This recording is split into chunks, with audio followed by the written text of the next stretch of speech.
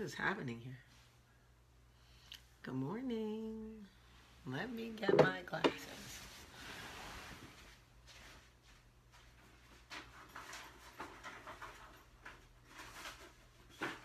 Where are my glasses?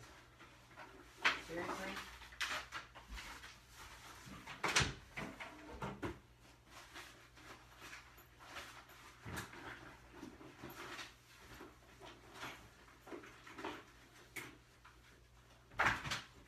Okay, seriously? How do things just disappear? How do things in my house just disappear? Even in my beach house. First of all, I have my bag. Remember that bag I was telling you guys about? Every single thing and their mother is in this bag. And I don't care. I don't feel bad about it. It's like there's sand in it. There's my glasses, sunscreen, my cover-up, 50 magazines. I'm telling you, go on stateofstyleJewelry.com and buy that bag. You will not be sorry. StateofstyleJewelry.com. You will not be sorry. Buy that bag. It is amazing. Oh, there you are. Hello. My name is Jamie, and I'm old. I need my glasses. All right. So, thank you all for watching the last couple of videos on narcissists. I know we could talk, we could do a whole week-long series on narcissists if we wanted to. And I have a ton of messages in my inbox from people who want to know more. And I might write some stuff about narcissists and post it for you. Because I think it's important. I think that if I was trapped and stuck and misled and terrified that other women are in the same position. Happy birthday, Sarah DeVita. Anyway, okay,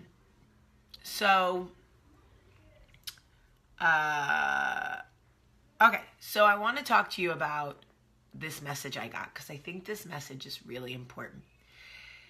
This woman wrote to me and said that she loves her husband, but that after 26 years of being together, whatever it was, 23, 26, she is not sexually attracted to him anymore. And she said that she met somebody at work that she has clicked with and feels like she has sexual chemistry with.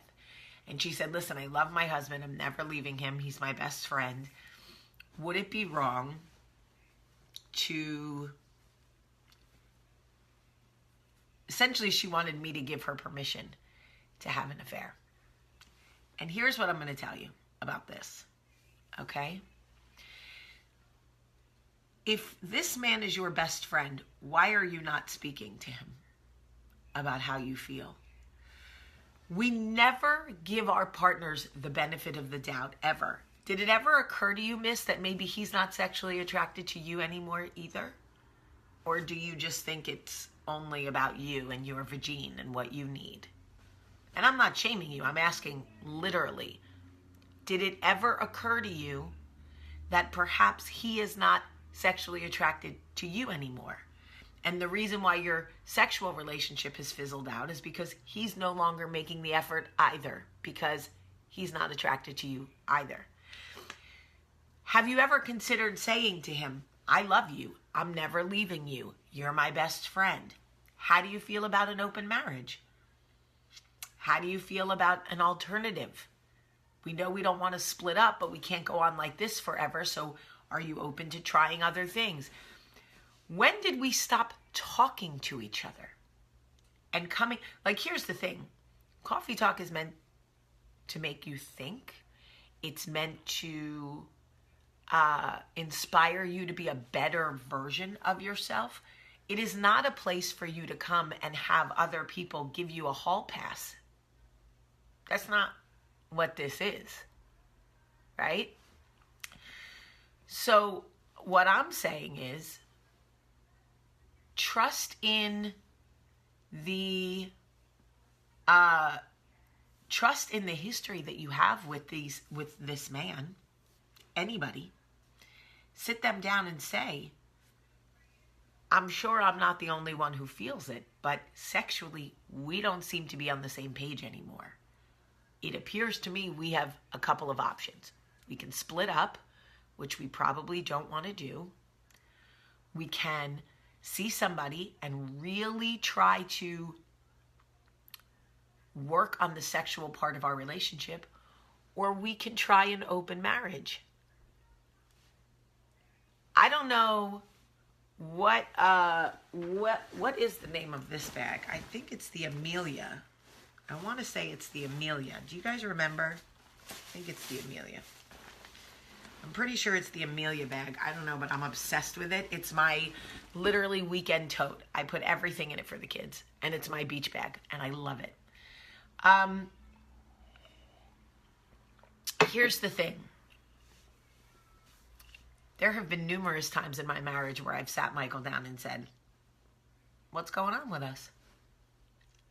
Where are we at? What are you thinking? What do you want? It's not easy. It's terrifying. I understand that. It is terrifying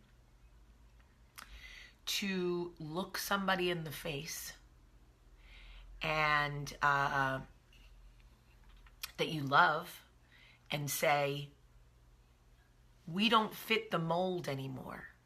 We don't look the part anymore. We are not who we used to be anymore. So what does that mean for us? And by the way,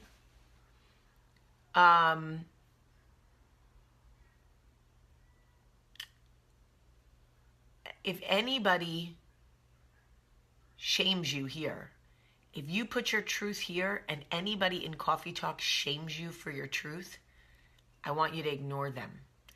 Because your journey is not meant for everybody. Your journey is not meant for everybody. It's not meant to be experienced by everybody. It's not meant to be understood by everybody. I don't care who likes, responds, respects, agrees with any decisions that Michael and I make in our own marriage. I don't care. It doesn't matter to me. As long as I am healthy, Michael is healthy, and we are together, we are good. I don't care what anybody else thinks. Not my mother, not his mother, not my sisters, not his brothers, not my kids, not anybody. As long as Michael and I are good. The one thing that I force myself to do with Michael is communicate. I force myself to do it, even when it's uncomfortable, even when he shuts down, even when I don't feel like it. I force myself to do it. If you are in a marriage right now with somebody that you know you're not leaving, someone that you know you love, you want to grow old with, you want to raise grandbabies with, but you're 45 or however old you are, and you're like, damn, like we're just not who we were anymore. Like we just don't, sexually, we don't click. You have choices. Sure, you can stay where you are like this for the next 50 years. Absolutely. No one's telling you you have to create change in your life. You can stay exactly where you are with the man you love and never be touched again. That is your choice. But you can also work on it. You can go see somebody. All my videos stay on this page. You can come back to this page and watch any video every day. They're always posted here. You can work on it. You can go see somebody. You can try and spruce things up. Jamie, how do you spruce things up? You can initiate if you're not the initiator. You can work on intimacy and not sex. So many people focus on sex and not intimacy. A lot of times what's missing is the intimacy, and then the sex will come. Well, what does that mean? Well, you can step into the shower with him with no intention. Just get in, wash his hair, let him wash your hair, touch his body again, see what happens. If nothing happens, fine, no harm, no foul, right? You can hold hands at night. You can make out. Do you know that for so long, Michael and I stopped kissing? We just stopped kissing, not for any reason. We just, I don't know, it just became the thing you did when you were 20 and not the thing you did when you were 40. I don't know. Now we kiss all the time. We make out all the time. I stick my tongue in that man's mouth 3 times a day. I cannot stop making out with him. And anything becomes habit. Not touching each other becomes habit. Touching each other becomes habit. That is a fact. I smack Michael's ass 50 times a day. Does he like it? Probably not. He's not that guy. Do I care? No, don't care. I love it. Yesterday, we sat outside at the end of the day and had a cocktail together while our kids played in the pool. And I used to feel resentful that I was always the one that had to hold his hand. He never would take my hand. It's not who he is. And instead of feeling resentful now, I know that it's not that he doesn't want to hold my hand. He's just not the guy that's going to grab my hand. So I stopped feeling bad about it and started grabbing his hand all the time. Now I hold his hand all the time. And last night I took a shower and came out and he walked in and I said, look at my boobs. Because you know how when you wear a bathing suit, your boobs are like white and then your tan lines, you see that? And I went to put my dress on and he said, don't put your dress on yet. Y'all, that is huge for Michael. Michael saying don't put your dress on yet, he might as well have done a Tom Cruise sexy dance. I don't even know. It's stateofstyleJewelry.com. StateofstyleJewelry.com. Anyway, so that's Michael's way of initiating sex. All he said was, don't put your dress on yet. Okay. I'll be on my back, on my knees. Where do you want me? Like, so fast. That's just him. I take what I can get. It is what it is. You know, I've learned to lean into who he is as opposed to feeling resentful and hurt, which I did, by the way, for 5 years. So there's both. But I brought this to your attention for a reason. The reason that I wanted to bring this up was because we stopped communicating with each other. The internet is not a substitute for talking to your spouse. Okay? It's just not. And by the way, anybody right now who is saying, oh, but you love somebody and you would cheat on them, blah, blah, blah, your journey is not meant for them. It's not meant to be understood by them or experienced by them. I just told you that. There'll be 1 million people on Coffee Talk that will judge you for any conversation or comment or concern or thought you have that doesn't fit their agenda. It's not meant for them. Don't worry about it. Don't worry about them. But what I will tell you is don't be disingenuous. Be brave enough to have the conversation. If you can be brave enough to cheat, you can be brave enough to sit your partner down and say, here's what is not working for me. What can we do? Give the person you love the benefit of the doubt. They may not be happy either. I know we like to think that we're the only ones affected by the lack of intimacy or the lack of sex. No. There's a good chance he or she isn't sexually attracted to you either.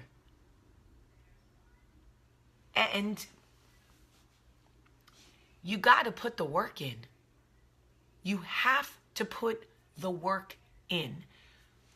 Bringing intimacy and sex back into a relationship it's exhausting. It is so much easier to cheat. It is so much easier to find new chemistry and new intimacy with somebody new that you're not paying bills with, you're not raising kids with, you're not doing all the mundane bullshit with, getting your rocks off, coming home, and genuinely loving the person you vowed to love. But just not having to put the work in. I get it. I get it. Okay? But I'm going to tell you like this.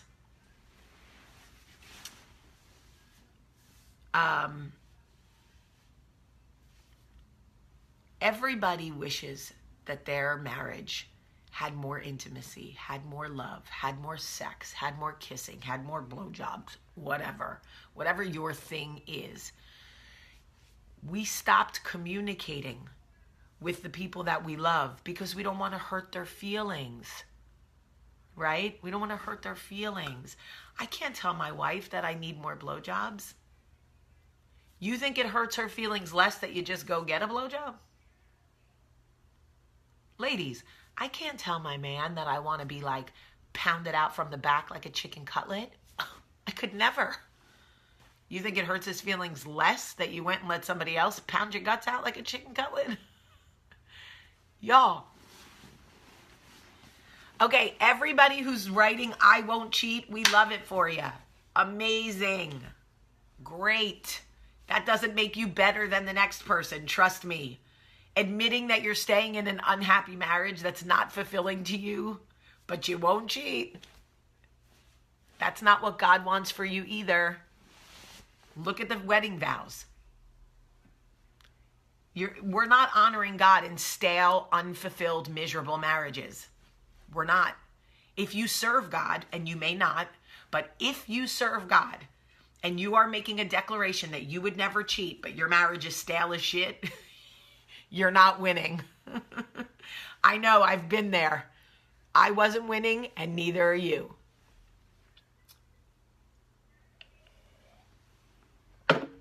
Okay? Here's the thing. I want, see, Jen McCauley, I like your husband. I like that. What I want for you is better communication. Communication leads to change, whether it is change that brings you closer or change that brings you farther apart. The conversation is not what's scary. Change is what's scary for us. Putting the work in is what's scary for us, because let me tell you something, separating is not easy. Separating is not easy. People go, well, we'll just separate. Oh, you think it's just so easy? Like, you have businesses together, you have homes together, you have children together, whatever you have together. You think it's just so easy to just separate? We'll just separate. Hey, it's Wednesday at 10 a.m. Let's just separate. That's not how it works. Any change is scary. And conversation leads to change. So conversation is scary. You have to speak to each other. You have to tell the other person what it is that you need, what is missing. Give them the benefit of the doubt. Allow them to come to the table and say, I'm not happy with this either. Listen, here's what I could tell you. Michael and I, Talia, go ahead. Make the chicken parm. Pound that shit out. Michael and I went through a phase where we weren't communicating anymore. I was so resentful and angry and hurt because I wasn't reading his love language and I didn't get it, that we just stopped communicating. And every night I would roll over in bed and I was so unhappy. I used to dream about getting divorced. Literally fantasize about it. It was my fantasy. Getting divorced and starting over with someone new, someone who would devour me and touch me all the time and tell me they loved me and all of these things that I wasn't getting. And like, I used to dream about it. Tell my friends.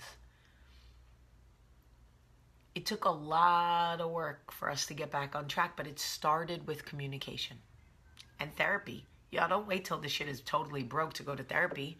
Therapists aren't magicians. You know, they're there to help. It's like getting an oil change on your car. Don't wait till the engine falls out and then go in and go, could y'all put this shit back together?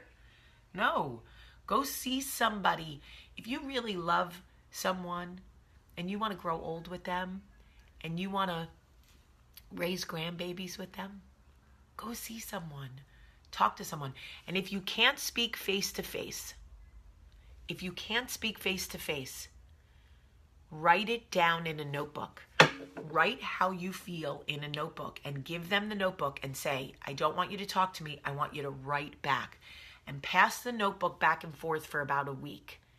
It should open the lines of communication. But you got to talk. You got to talk. You have to. If you're considering going outside your marriage, I'm not judging you in any capacity. You think I wasn't dreaming about Idris Elba on the daily? I was, and I tried to find him.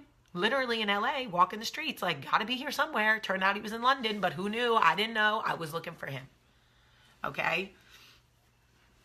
My point is, if you are brave enough to make the choice to go outside your marriage, because that's scary too, be brave enough to have the conversation. Hey, this isn't working for me. What do we want to do? And how do we want to do it? I know you can do it. If I can do it, you can do it. Give the person you love the benefit of the doubt. That's all I'm saying. Let me see some of your comments. Hi, Michael. Oh, Terry Kinney, you finally see me live. Here I am. Okay, Joyelle's still talking about her vagine.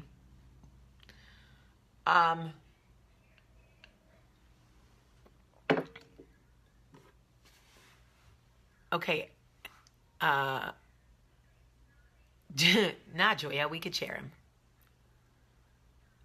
Writing is a good way to start the communication process if it's difficult for you or seems impossible. I'm telling you, it works. The notebook worked. It did for us. It won't work for everybody, right? Because if you won't write back, what are you going to do?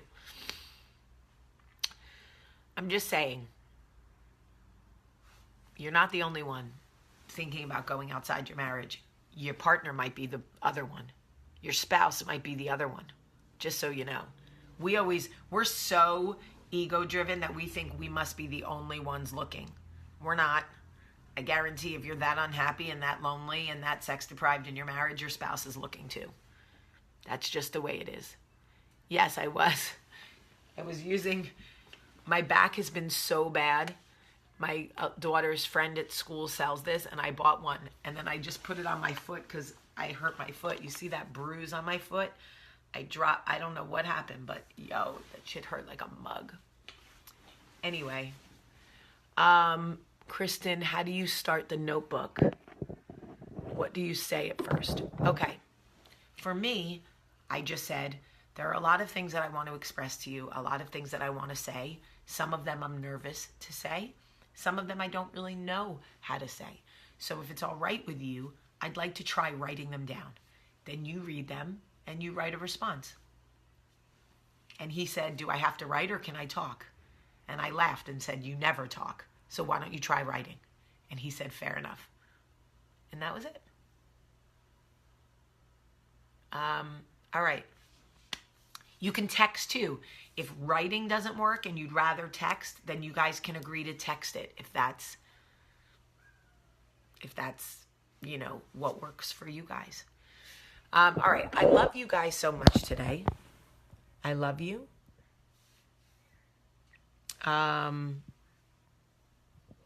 this is my pajamas. Thank you. Gap pajamas.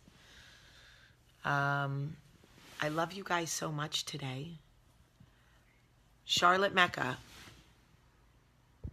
How do I get over past issues that I've forgiven but can't seem to forget? It all starts with communication. That's it. It's about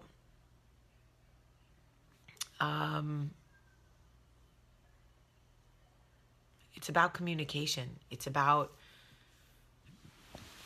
avoiding triggers, you know, it's about working through things. I mean, we all have things that we have forgiven but not forgotten. I have them, Michael has them.